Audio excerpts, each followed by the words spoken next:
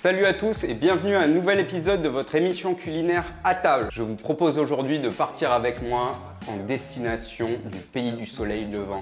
J'ai nommé le Japon et on va faire un poulet teriyaki. C'est parti!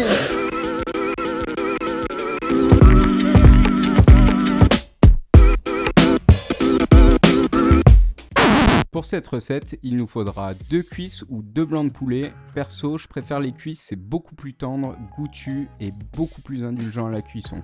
Il nous faudra aussi 2 tasses ou 250 g de riz, un demi-oignon, un poivron.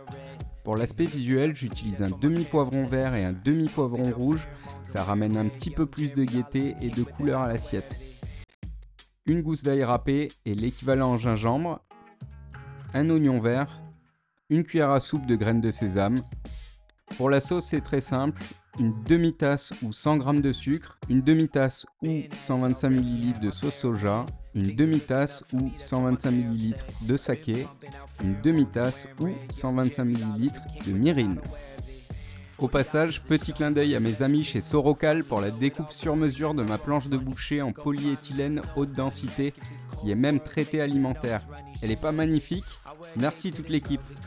En ce qui est du poulet, petite astuce pratique et économique, j'achète mon poulet entier que je désosse moi-même. Ce qui nous permettra d'avoir 2 cuisses, 2 blancs et surtout cette belle carcasse que nous réutiliserons pour diffuser toute sa saveur dans une autre recette, type bouillon, soupe ou autre. Si vous n'avez pas le temps ou la flemme, ce qui peut arriver, qui suis-je pour juger en vrai? Vous pouvez toujours demander à votre boucher préféré de vous désosser vos cuisses directement. Une fois notre poulet prêt, on va le saler sur ses 2 faces et le réserver. Ensuite, pour la découpe de nos légumes, ici mon demi-oignon que je vais couper une fois dans la largeur et 2 fois en biseau sur la longueur pour avoir des morceaux d'à peu près 2 à 3 cm. Pour les poivrons, la même chose avec le rouge, le vert et on réserve. L'ail et le gingembre passeront à la râpe, on utilise l'équivalent d'une gousse d'ail et la même quantité de gingembre. Petit ciselage de notre oignon vert et on fait gentiment griller nos graines de sésame pour libérer tout leur parfum et rajouter une note toastée à notre plat. Pour la sauce, rien de plus simple, on mélange les 4 ingrédients, soit le sucre, la sauce soja, le saké et le mirin. Cette sauce peut se conserver très longtemps au réfrigérateur, j'en profite toujours pour en faire un peu plus à avoir sous la main les jours de flemme, car elle se marie parfaitement avec tout type de viande grillée, et ça, c'est parfait. C'est parti pour la préparation. On commence par faire cuire notre riz, pour ceux comme moi qui n'ont pas de marmite à riz. Dans une casserole, on ajoute 2 tasses de riz qu'on va passer 2-3 fois sous l'eau pour nettoyer. Oui, le riz ça se lave et c'est même très important pour enlever les impuretés et l'excédent d'amidon. Une fois lavé et égoutté, on y ajoute 1,5 fois sa dose en eau. Sur un feu vif, on porte à ébullition. Dès le début de l'ébullition, on couvre, on baisse le feu au plus proche du minimum et c'est parti pour 13 minutes de cuisson. Une fois cuit, on le mélange et on le réserve en lui laissant son couvercle. En option, quand il sera un petit peu plus tiède, on peut l'assaisonner avec 2 cuillères à soupe de vinaigre de riz. Ça ramènera un petit peu plus de parfum et de caractère. Et c'est maintenant que revient notre poulet sur le plan de travail et avec un essuie-tout, on va sécher au maximum la partie peau, ce qui va nous donner un rendu bien croustillant après cuisson. Dans une poêle à feu moyen, on place nos morceaux de poulet côté peau sans ajouter d'huile. Le poulet rendra sa propre matière grasse. On les laisse donc côté peau 4 à 5 minutes en fonction de leur épaisseur.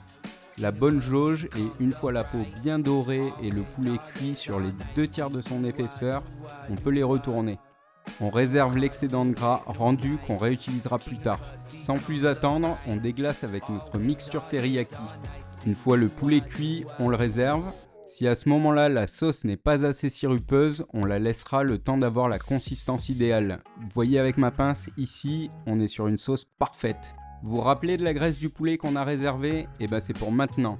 On la met dans une poêle à feu vif. Une fois bien chaude, on y ajoute nos légumes. Un peu plus de matière grasse si besoin. On assaisonne sel, poivre. On cuira nos légumes en fonction de notre préférence. Pour moi, c'est encore un peu croquant sous la dent. L'avantage ici, c'est que nos légumes ont quasiment le même temps de cuisson. Une petite minute avant la fin de la cuisson, on ajoute l'ail et le gingembre. Et quelques secondes avant de les sortir, on déglace avec un peu de notre sauce teriyaki. On laisse caraméliser et on réserve pour passer au dressage. Pour le dressage, dans un bol, du riz, nos légumes, le poulet que j'ai préalablement coupé pour faciliter la dégustation. On vient verser là-dessus notre magnifique sauce et pour la touche finale, nos graines de sésame et notre oignon vert. Et voilà qui conclut notre voyage au pays du soleil levant pour notre célèbre poulet teriyaki. N'oubliez pas, abonnez-vous, partagez et faites des recettes.